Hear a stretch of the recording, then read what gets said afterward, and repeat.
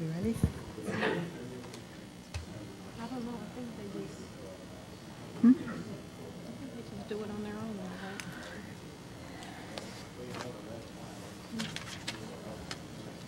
I cannot. Do you know what this is? Proposed change to noise. Noise, Oh, correct, yeah. okay. Welcome, everybody. Administration Public Works Committee. First item on our agenda is approval of the minutes of January 13. Approval, Madam Chair? Any discussion, corrections? Hearing none. All those in favor say aye. Aye. Next item is City of Evanston payroll through, I'll read these off just to get moving.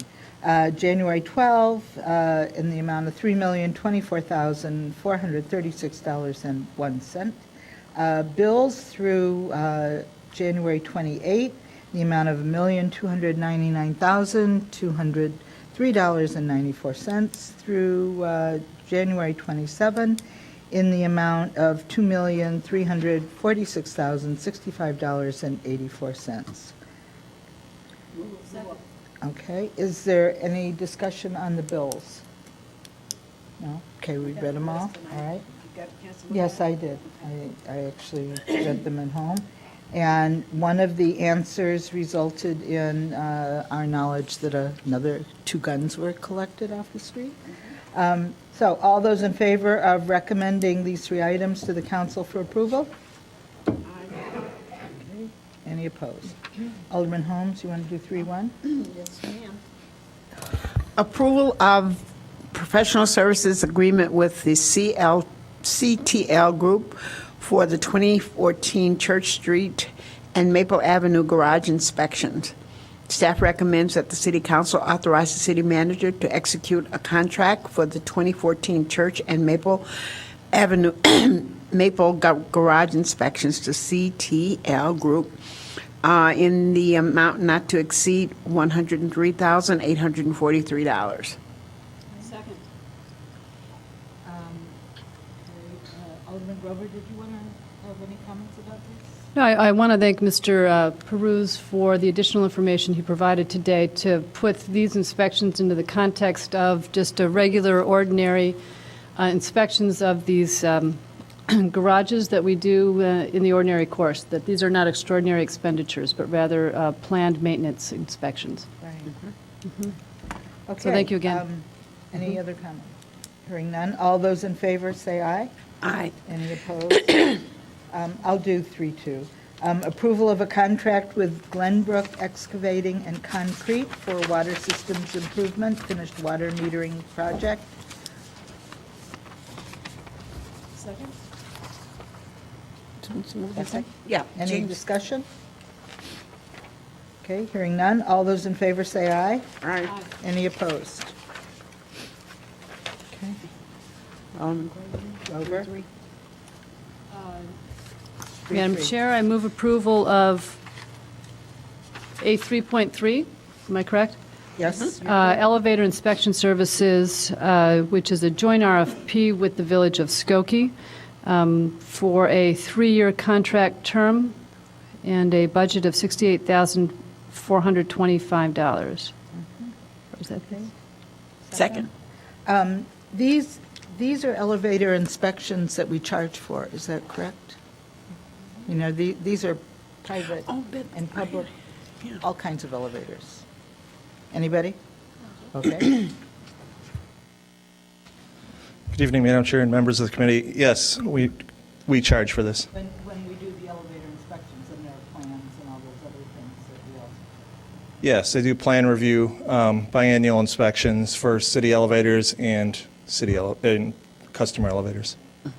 So when you go in an elevator and you see the Inspections. certificate in the elevator, that's what this is?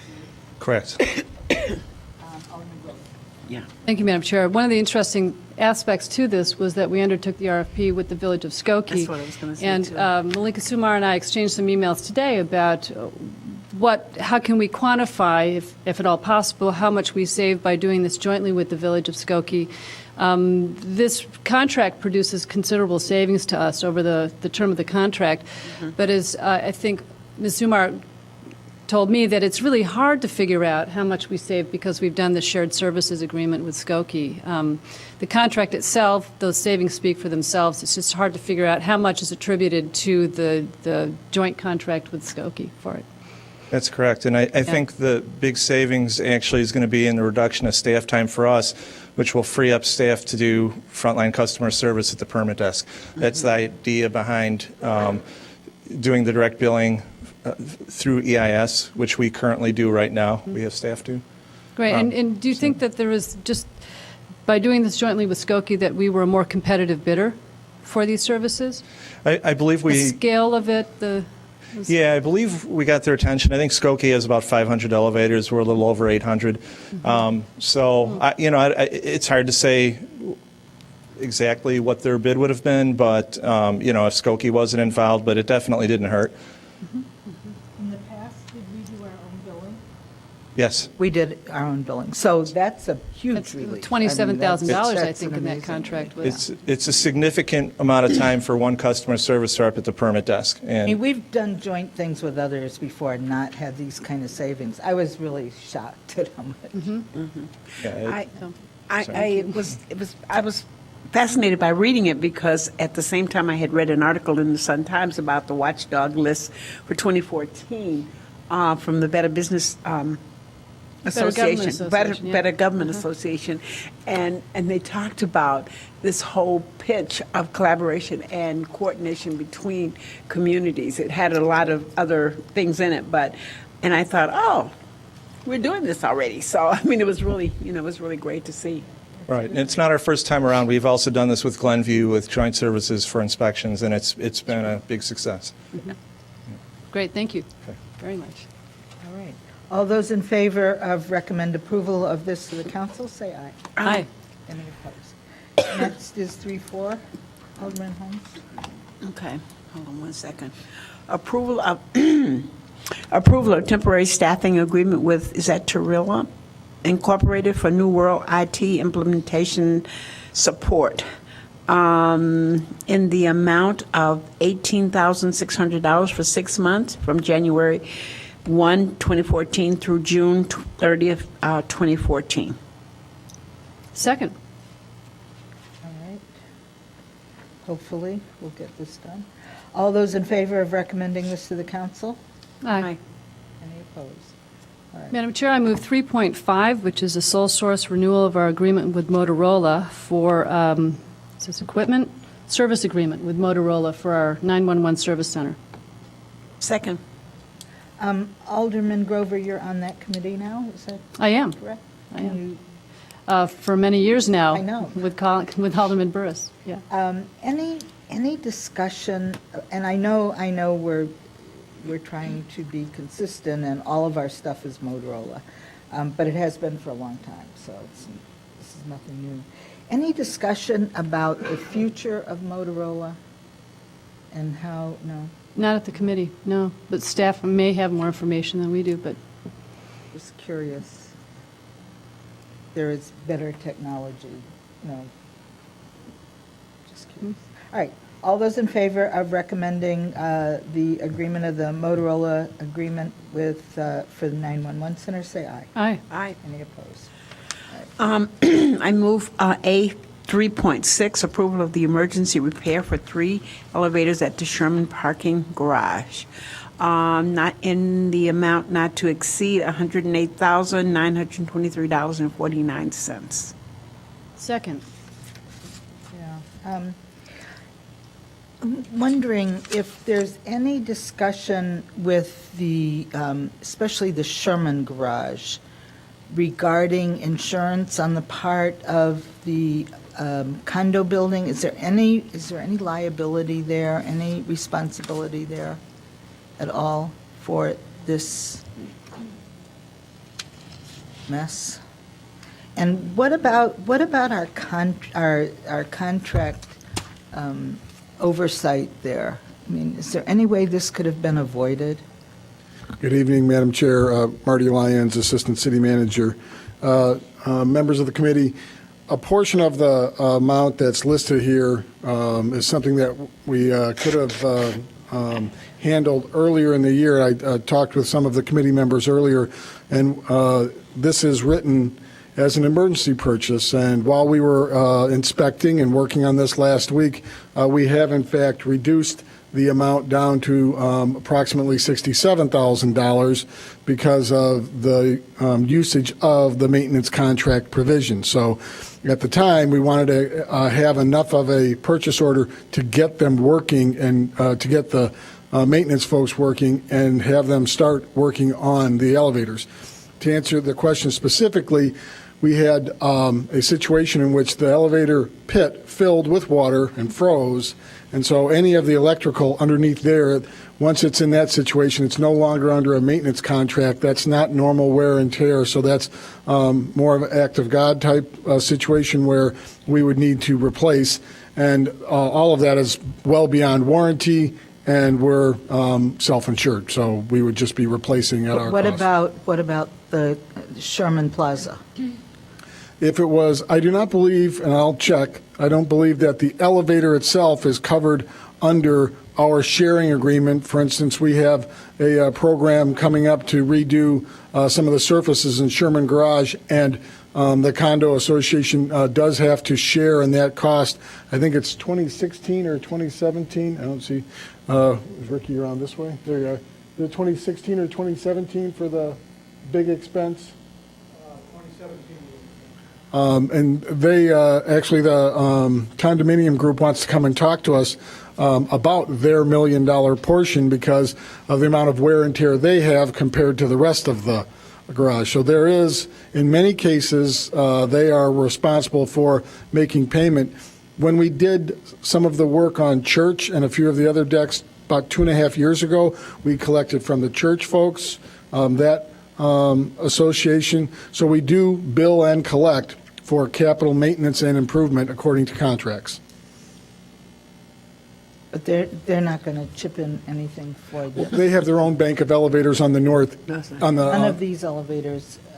these are on the serve southwest, and their bank is on the northeast, that. so What about the commercial, the commercial, I'm sorry. the stores? I mean, any of them, is there any participation by them? Not that I'm aware of.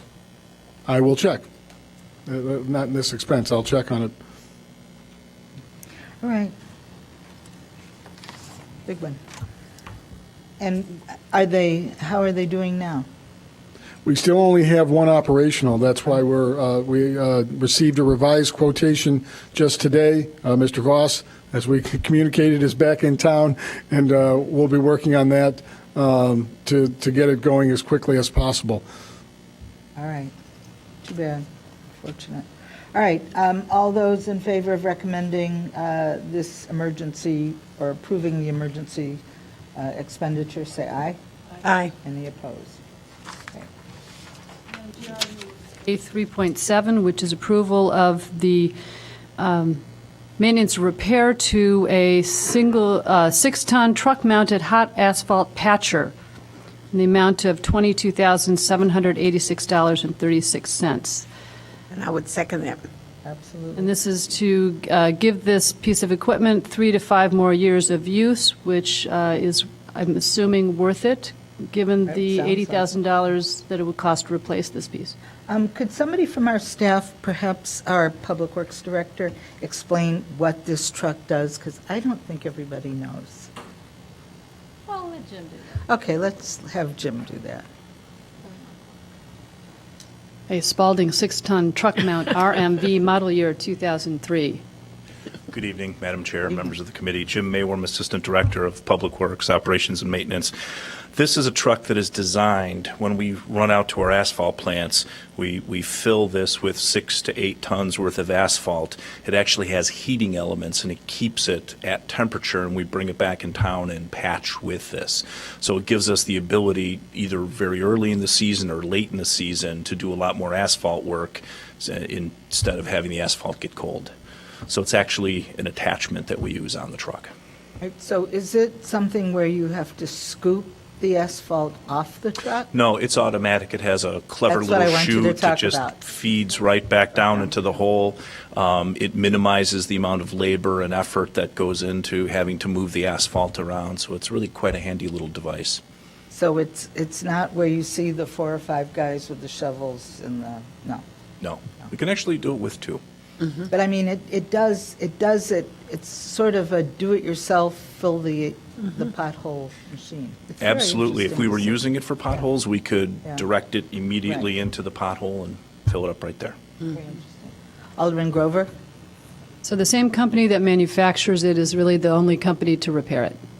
Right. We worked hard to figure out a lot of the problems ourselves, but it was a fairly exclusive piece of equipment, and at the end of the day, to do it right, it was shipped back to the manufacturer. Makes sense. Thank you. All right, anything else? Hearing no other comments, all those in favor of recommending this repair, say aye. Aye. Any opposed? Okay. A3.8, approval of emergency rental of the snow hauling equipment. Staff recommends approval of an emergency rental of 2 semi-trucks and drivers to support snow removal operation from January 3rd through January 8th from the KLF Trucking Company, and for the amount of $54,093.75. Second? This is an interesting expenditure that I think most of our constituents don't know about. For example, when you plow the snow, where do you put it? And there's no other place left in town to put snow, is that correct? Yeah, that's correct. And there hasn't been for a while. That's correct. And where do we take it? It depends on where we're pulling the snow from. If we're up north and we have a tremendous amount of snow, we actually take it to Lovelace Park. Down south, we take it to James Park. And But I'm talking downtown about- goes back to, But I'm talking about when we can't put any more there, or can we still put it there? well, we put it there temporarily. We put, everything gets, the snow melter melts the snow. So the trucks, we use them to haul the snow from downtown, Business District areas, and then we take it somewhere and the snow melter will melt it. So So the vast majority of that comes back to the service center, to our yard at the service center. So when people see, I've had some complaints about trucks with the covers on them, you know, loaded with snow, heading down Dodge, but not heading down Dodge past James Park. Where are they going? Are they our trucks? No. No, we would be only going to James Park. Would go that far? Yes. Yeah, you would, so you go down Mulford or whatever that little Yes, street is. but the covered trucks also, those semis bring salt to us too, so it could be They're salt leaving covered. town. They're leaving Yes. town. Okay, thank you. Alderman Grover? Thank you, Madam Chair. Are we charged then per truck or by the hour for this service and the equipment rental? Yeah, we're charged an hourly rate for the truck and the, Comes with a driver? yes. I mean, because over 6 days, $54,000, $9,000 a day to move snow, it just seems like a lot, but that's the going rate for emergency hiring of trucks and drivers. Yes, Semis. yes, lots of snow, it's semis, yeah. And these are big So, trucks. Yep. Yeah. Thank you. All right, is it probably overtime after hours, that kind of? Yep, we're paying a premium for night. Okay, hard as it may be, all those in favor of recommending approval of the emergency rental to the council, say aye. Aye. Just think how beautiful our grass is going to be next year because all the water going into the ground. We'll have wonderful grass come summer. That's the positive side. Unless it's filled with salt. Salt. Well, let's leave that part out. Okay, Speaking of which, Madam Chair, yes. A4 is approval of change order number 1 for the purchase of more rock salt in the amount of $70,128.19 from Morton Salt in Chicago. Second. Any Oh, I'm sorry, yeah. discussion? Could you tell us why we don't use sand? Because somebody's going to ask this question. Why don't we use sand? Well, we don't use sand for two reasons. The first, it doesn't melt the snow. which is a little obvious. And the second, Dave Stoneback doesn't like us to put sand in the sewers. It creates problems. So, That should take care of that. yes. Thank you. All right, all those in favor of recommending the change order to the council, say aye. Aye. Any opposed? Next. Okay, A5, Resolutions 4-R-14, Utility and Will Tax Donation Policy. Staff recommends that the City Council approve Resolution 4-R-14, Utility and Will Tax Donation Policy, which permits the City of Evanston to solicit donations from individuals, community groups, and businesses via utility bills and will tax applications to fund designated City of Evanston charitable entities only. So this includes three: the Mayor's Summer Youth Program, Evanston Trees, and Police and Fire Foundation. So is there going to be a blank where you put the amount, or is it going to be a dollar checkoff? I don't think I read that. Madam Chair, members of the committee, Jonathan Williams, Kensal ICMA Fellow. Yes, ma'am. Per your recommendations, Rules Committee in November, there is going to be 3 check marks where they can donate and also a blank, which would be the other donation where they can make a donation of any amount they choose. Okay, so what will be the check mark? I want to make a $1 donation, $10? Yeah, it'll be a check mark, increments 5, 10, or 15. Oh, okay. Basically, that's what we're going to put down there, and then there'll be an other amount where a resident or a community group or a business can donate whatever amount they choose to. An amount with a lot of zeros. Hopefully. Yeah. Yes. Thank you very much. Yes, ma'am. Okay. Any issues with this? Hearing none. All those in favor of recommending the donation policy to the council, say aye. Aye. Any opposed? Agenda item A6, which is Resolution 6R14, to provide consideration of complete and green network approach in construction projects within the city right-of-way and public spaces. And I have an amendment to the resolution itself. I'll second this. Okay, second, I'm sorry. I forget there's only 3 of us. All right, you My- want to tell us about Yes, your amendment? Director Robinson and I had a couple of conversations today, and my concerns were with the 5 enumerated exceptions to the policy. And the policy reflects an effort to really find a good balance between, among all the different users of our rights-of-way and our streets in Evanston. And the exception that I had the most problem with was the 5th exception, which referred to neighborhood hardship, and referred to some examples of neighborhood hardship that would cause us to back away from our commitment to complete streets, including diminishment of property values. And so we talked about what the goal was behind this particular exception, and it was really to accommodate more localized issues that have to do, for example, with parking, where our goals to achieve complete and green streets might also impact in a negative way local residents' need for on-street parking. And there's got to be a way to build into this policy that accommodation for localized need without saying this undefined neighborhood hardship. So Director Robinson and you've consulted with our council about including, instead of exception number 5, the neighborhood hardship, we would instead add to exception number 2 words. The exception 2 reads now, the policy shall not apply if the Director of Public Works makes a written finding that one or more of the following conditions apply. 2 is existing structures do not allow for implementation of complete and green network elements. To that, we would add, in addition to existing structures and corridors. Am I right, Director Robinson? And What's a corridors. corridor? What's a corridor? Corridor would be a segment of a street, a portion of a street that maybe Why don't you say that? by its own nature doesn't allow for implementation of bike lanes, for example, or I always had this huge problem with the Howard Street corridor, the Dodge corridor. It's a street. Let's call it a street or an avenue. I just think that's, why say that? Why not just leave it like it is?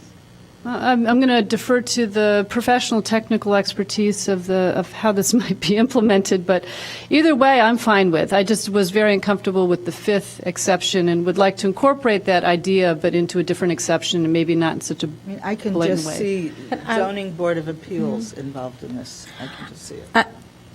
The reason why we selected the term corridor, because when you think about streets, you can break that street up into segments from one block to the next. So we were trying to look at, the entire stretch, which takes into, a corridor is multiple blocks. Can refer to a neighborhood segment, can refer we to say A like- business district segment, Can it we could use this be. unusual discrete- phrase like multiple blocks? I mean, I don't know.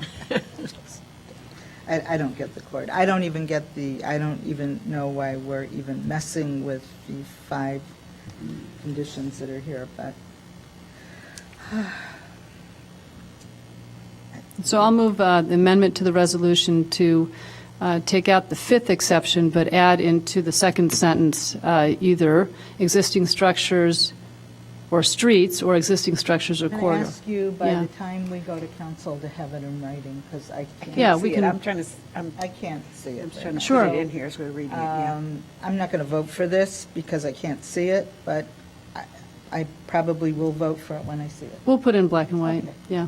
All right. So, all in favor of recommending, I'm going to take a vote on the amendment. Would you like to state it again? The amendment would be to remove the fifth exception in the proposed resolution which refers to neighborhood hardship, and instead include in the second exception the words existing structures and corridors do not allow for implementation of complete green network elements. Is there a second for that? I will second it. Thank you. All those in favor of the amendment, say aye. Aye. All those opposed, aye or nay. All right, you'll give it to us in writing. All right, anything else? I mean, has this been really thought out completely? I guess, I don't know. Is this an ordinance? It's a resolution. It's a resolution. It's a policy guide. Yes, sure. One of the main focus, I think that the Environment Board came a few months ago and actually did a presentation to AMPW. And they were putting together this green policy, and it was at the request of Public Works. We actually asked them to work on this for the department. This will, by having a policy, will increase our scoring potential for grant applications. So we think it's important, and it actually puts into writing what we're already doing. I mean, a lot of these. That has, So that that's- has to be said, is that we're already looking at every opportunity to incorporate green infrastructure and bioswales and pedestrian-friendly features to our streetscape. And this just puts it in writing. But when you're talking about the amendment that you're proposing, I'm thinking of issues in neighborhoods where this just isn't going to work. And so that's my concern, that it's going to be a lot of red tape and bureaucracy for people to get opted out of it.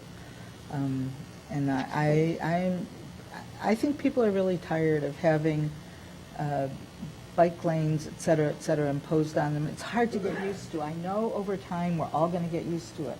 But I'm just telling you, Church and Dodge bike lanes, it's just driving me crazy. And the bump outs are driving me crazy. I think they're dangerous. But Well, yes, exactly. At the same time, I want to make sure that we give Director of Public Works and her staff some leeway, some discretion that they can exercise to do just that and to accommodate localized concerns about whether or not bike lanes are going to work. And that the amendment does that. all right, did we move this? All those, we did. We did, yeah. Okay, and you're going to give it to us in writing. All right. Yep. So next item on our agenda. A7. Resolution 7-R-14 in support of the City of Evanston and School District 65 Safe Routes to Schools program. Staff recommends City Council approval of Resolution 7-R14, authorizing the submittal of a grant application to the Illinois Department of Transportation for the 2014 Safe Routes to School program. And let's see, we are going to apply for, no, it doesn't give the, the local portion of this project would cost about $22,000. Second. Great. 80% of it would be paid by the grant. Good, and it provides for the flashing Yeah. speed signs, Absolutely. which I love. I think those are great. All right, any discussion about this? This looks like a good one. All those in favor of recommending this to the council, say aye. Aye. Any opposed? All right, next. Madam Chair, A8 is Ordinance 1014, which proposes amendments and revisions to Title IX, Chapter 1, Section 13, and so on and so forth, which are amendments to the Evanston City Code as to general offenses, offenses against public officers, and panhandling and soliciting. Second. I think does anybody need an explanation? Yeah, I Better think it would be clarification? No? No? Everybody understand? All right. Well, I don't know if I understand it all, but I read through it. Yeah, I But did there's a too. lot of, It's like an omnibus amendment. I think it's an indication of just how messy our code was in those Yeah. provisions to begin Well, with, but that they they required. did say that most of it was done well, and this Yeah. was sort of overlooked. Do you want to just give us a word? I'd be pleased to. Madam Chair, members of the committee, Grant for our Corporation Counsel. You are indeed correct. With respect to the general offenses section of the city code, it's basically been a spaghetti bowl for a number of years. So I've spent the last probably 18 months, 24 months trying to look at various other jurisdictions and see how they address some of these issues, specifically the noise part. With respect to noises, trying to aid in the understanding of what is a possible noise violation, what neighborhood residents could use, what the police can use in terms of an enforcement tool. So that's why, in looking at the language, we looked at other jurisdictions such as Chicago, Champaign, Skokie, actually Boston for a couple of the sections, and took those best practices and took that language and tried to apply it to the situations that arise in Evanston. So with respect to just the standalone noise issues, what we tried to do is open it up and clarify indicia of noise that could be used in terms of frequency, the time of the noise, things of that nature. Hopefully that will aid everybody in understanding what could be a noise subject to this section.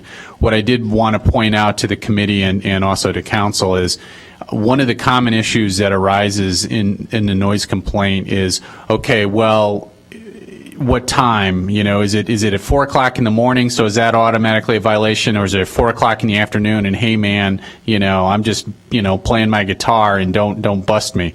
I mean, that comes up all the time. So what we've done, and I wanted to solicit the feedback of the committee members, is we've left in place the prima facie violation for certain noises at certain times. That is called a prima facie violation. What that means in layman's terms is if a violation is assessed, the burden shifts to the person who's got the ticket to produce whatever proof, and it's more than just saying, well, I wasn't playing it. They have to bring in other witnesses that say either the noise wasn't that loud or the noise wasn't within 25 feet.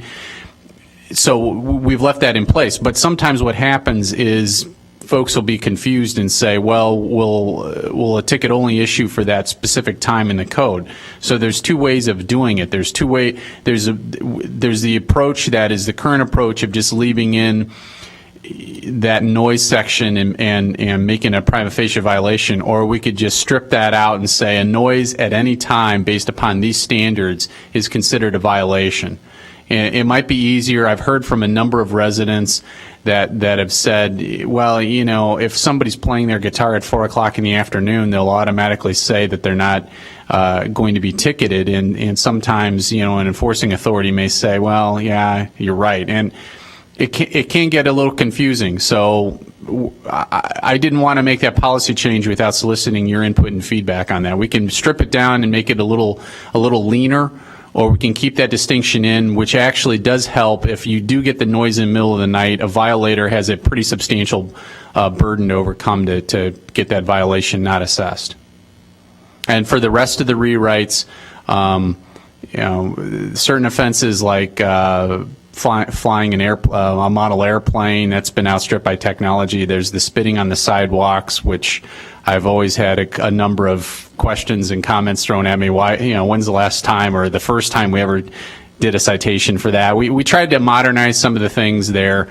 So it is a rewrite that is pretty comprehensive in scope, but hopefully with the staff transmittal memo, we were able to give everybody an overview, and I'm certainly happy to entertain all questions and comments. I have a person signed up who wants to speak on the noise section of these changes. Greg, is it Pasternak? Pasternak, yes. Excellent. Pasternak. Did you give your address? Yeah. Introduce yourself. Sure. I know, but it's for the record. Sure. Madam Chair, members of the committee, my name is Greg Pasternak. That's Greggpasternak, and I live at 542 Michigan Avenue, Unit 1 in Evanston. We're having a problem with one of our neighbors who lives directly across the street from us. He plays a record player with speakers set up on his front porch. During the warmer months, and sometimes even in the cold, he plays music every single day, on and off, throughout the day, for hours. Sometimes he even leaves his porch and goes inside and leaves the record player to be playing. During the times when he's not playing a record, he's often playing his saxophone or clarinet on his front porch. All of this music is clearly audible in our condo, even with the windows closed, and we'd certainly like to be able to open our windows in the summer. My wife and I work from home, and her office is in the front of the apartment, which directly faces the house across the street. Her work often requires listening to, editing, and writing music. We own a website for elementary music teachers, and she composes music all day. And she's unable to concentrate while his music is playing. Even if she wears headphones, she can still hear his music playing through the headphones. She would be here tonight reading a statement for herself, but she's 5 months pregnant, and I didn't want her to go out in the crazy cold. Our new addition to our family also means there's really no other place to move her office in our condo. I was not successful in working out a solution or compromise with the neighbor directly, so we got the police involved. Unfortunately, they interpreted the noise code to read that he was allowed to do pretty much whatever he chose to do between the hours of 7 a.m. and 10 p.m. As a result, they told both him and us that we could ask him to turn down the music. At that point, we contacted Alderman Nguyen and asked if there was any way to get the noise code to be clarified. The last time I spoke to our neighbor and asked him to turn the volume down was in November, and he told me to, quote, shut my damn windows. Not that it even matters, but it was in the 40s outside, and my windows were closed, and my storm windows were closed. Because of the aggressiveness of his response, I don't think it's a good idea to confront him directly in the future, and I would like to be able to ask the police to enforce the code. Unfortunately, the way the code has been rewritten for consideration tonight does not address the source of the confusion, which is what Mr. Farrar was saying, which is the listed hours. Many on the police force read the code as saying that it's completely fine to disturb the peace, quiet, and comfort of the neighboring inhabitants as long as it's done between the given hours listed. We'd like to ask that a line be added to the current wording saying something like, as long as the operation or use of any radio, musical instrument, television, etc., does not violate the above restrictions, it may occur between the hours of 10 and 7, whatever those hours that you guys decide. That line may seem to state the obvious, but in reality, it's necessary for clarity.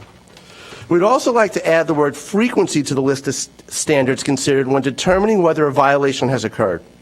Our neighbor usually plays 1920s jazz, which might be charming if he did it once a day for 10 minutes at a predictable time.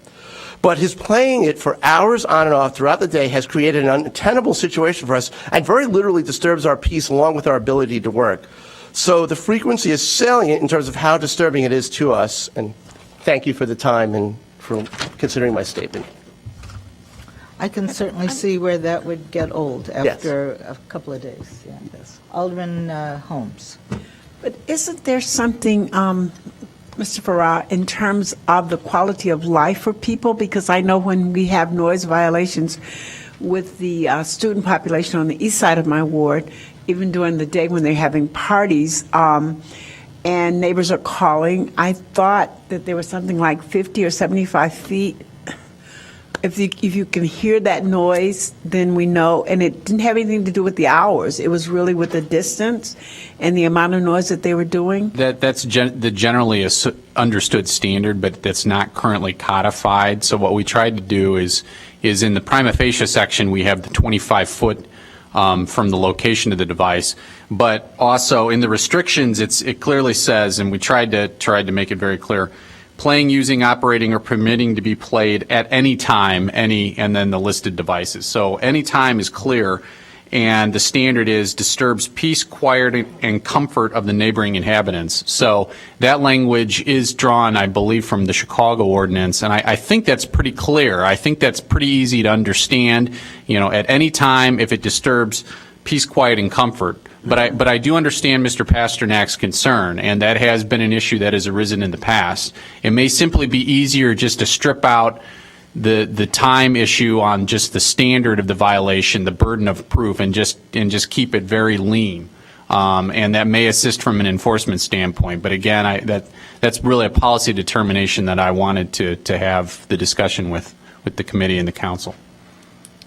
Alderman Grover, are you finished? Mr. Farrell, what section? Can you refer us to which section you would strip out just to?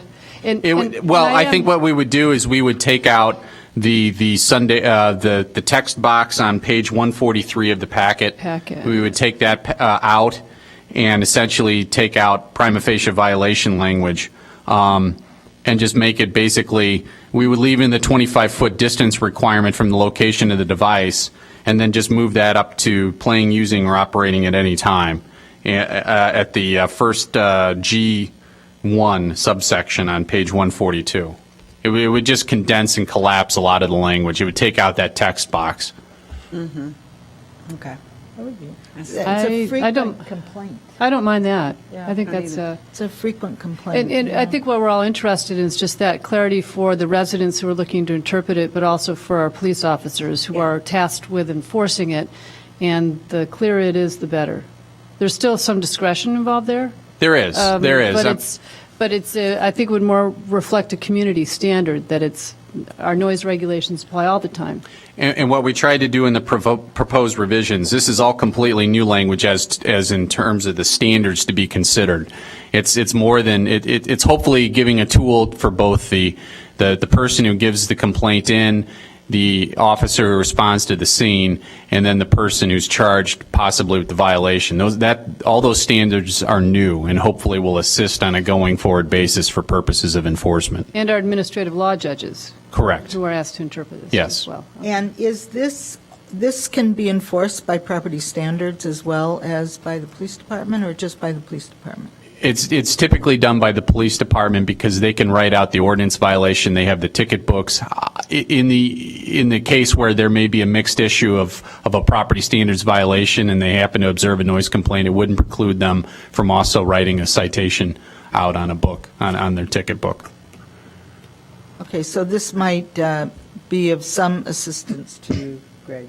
So, Madam Chair, do you need another amendment then, perhaps, I think to we this do.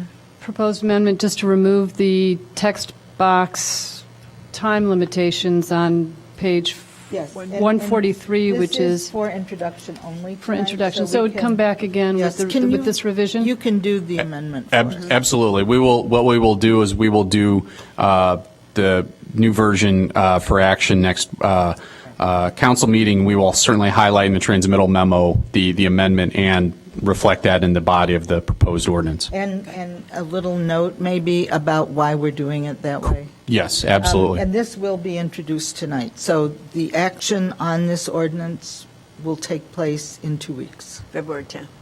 Right, February 10th. thank you. Okay. Could I have a motion to, well, we already moved to introduce. All right.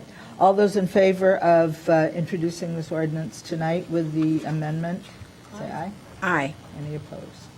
All right. I think we're finished except for our discussion item. Nope. Is that correct? Oh, no. No, we have building permit fees, amending building permit fees that we discussed. We have a in the couple budget. of, we have, on my, I still have A9, A10, and did I? A11. Come on. I'm trying to move this along. All right. Oh, these are for introduction. Oh, I thought we Yeah, did this last A9. night. All right. A9, A10. Okay, yeah. Okay, The we two can go. dominant. A9, ordinance 17-0-14, right. decreasing the number of Class F liquor licenses for Dominic's Finer Food doing business, LLC doing business as Dominic's Finer Food, number 1137, and also number the same on doing number 1700. And that one And is on, One is 1137 is at 2748 Green Bay Road, and the one at 1700 is 1910 Dempster Street. all right. Do either of you, or let me put it this way, does the committee have an issue with suspending the rules on this and just getting it off our agenda and moving? That's okay. All right, so we'll move to suspend the rules also. All those in favor of recommending introduction and suspension to the council, say aye. Aye. Sorry about that, I was moving too quickly. Yeah. Now we have building permit fees. Alderman Braithwaite, would you like to chime in? Sure. I would like to move item A11, ordinance 20-0-14, amending the building permits fees. Staff recommends city council approval of ordinance 20-0-14, which would increase City of Evanston building permit fees by $150 per $1,000. And there's also a request to suspend the rules.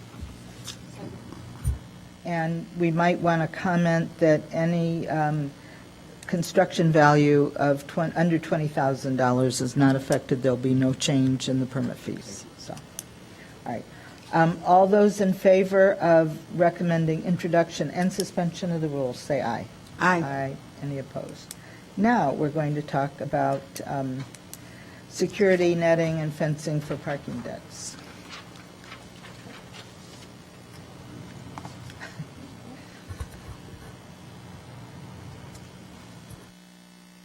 Good evening, Madam Chair, members of the committee. Marty Lyons, Assistant City Manager. Included in your packet is a brief memo regarding research that discusses security netting and fencing based on our incidents that occurred in November of 2013. I quite often would say staff researched. Well, I think most of this was my research, especially after one of my research issues was not quite complete on the on Ithaca, the University of Cornell research, but I'll get to that in a moment. Basically, in looking at all of the various articles and research on this, I've put together just a list of issues that can be considered, and then asking for direction on the topic. We have the ability to at our at least our two decks to make changes to the exterior, both the facade or the top. Church Street's a little bit more difficult in that there is access from the private residences out onto the roof, but I don't know that we want to take that step. We did look at what the costs would be because that's such a long area, so I think our first focus was on Sherman and Maple about how we might address the situation of preventing incidents from individuals jumping from either deck. So what I saw in all the literature was people looked at either fencing or nets, where fencing is really that straight up and down, just what you'd think, and netting is something that is set at some level of the structure to actually catch after the individual has decided to make the attempt. So what you see in here is in looking at some of the literature that it would cost a lot more to net than it would to fence. The issue that I would see from an aesthetic point of view, the netting would be visible from the street, and how high up we put it would depend on what we do with the rest of the structure. For instance, on Sherman, you can slip out on the 11th floor or out on the 10th floor, so where would the netting be provided? And that then has an impact on how effective it is. So this is just a preliminary review of options that we could entertain, and I would open it up for discussion. Well, I'd just like to start and ask you, what is, I mean, some garages that I'm familiar with. What about the Skokie Courthouse garage where you could jump off that roof? What about the Evanston Hospital? What about St. Francis Hospital? What are they doing about garages? We didn't find that much as far as I know. fencing or I don't netting on support- any of these. I do not support fencing or netting. And Not at the, It's we, too expensive. as I noted in here, it's not a function of height or location. They happen, not surprisingly, one of the places at Atlantic City has a parking deck, and that can sometimes be an area where, because someone's been at the casino, but that's been an issue. I found articles on that. What did they do? They lost all their money, so they just go jump. What about all the bridges? I think we're going to have to net and fence all the bridges because that's just, Well, our bridges are not of a height to you can jump in and drown. that is correct. If you have a balcony, you can jump off the balcony. I mean, I think this is going overboard. I'm sorry. Anybody else want to comment on this? How many people think we ought to fence or net or? I'm thinking there are some things that we can do as an interim Cameras. measure, and cameras, or put up signs with Don't jump. reference to hotline. Call our hotline if you think you need help. Put a blue phone up here. Well, we would. But we I mean, would, when you think about it, we've had 2 attempts at the intersection of McCormick and Green Bay Road. There's nothing one can do there to change the whole structure of the street there. It's Just drive right into that. the embankment there. We've got. I don't know if the parking garages are really the largest risk, present the largest risk for us. I'm interested, we all are, in preventing people from What about injuring the train themselves. Tracks? The train tracks. And the People train tracks, and jump that's on the happened train here tracks. too.